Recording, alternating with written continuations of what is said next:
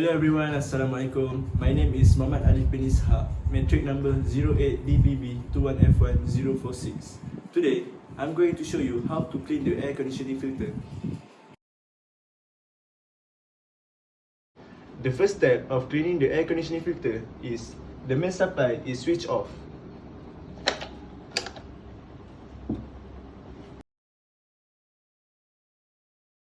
The next step, open the front panel.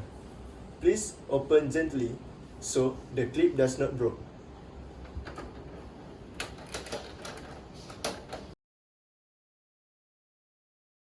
After that, the air filter is removed.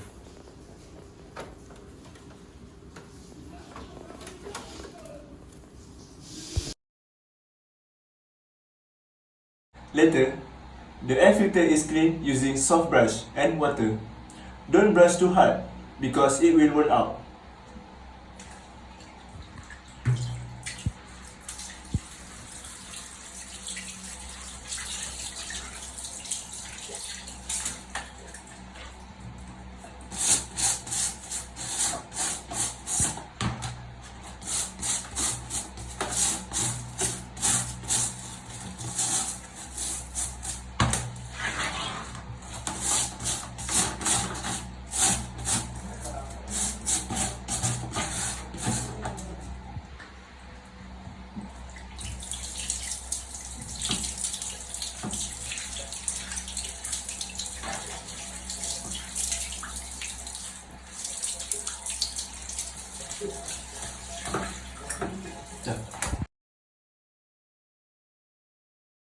Next, by using the hairdryer, dry up the air filter.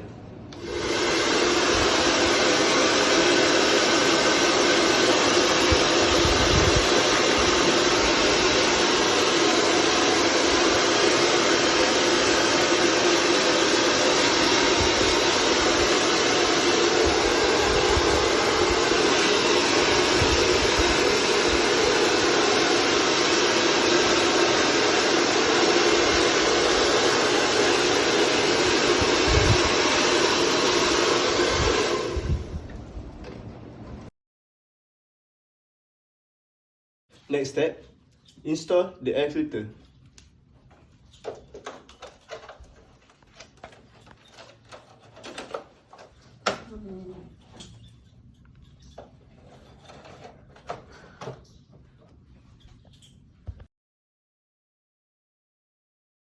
Finally, the front panel is closed.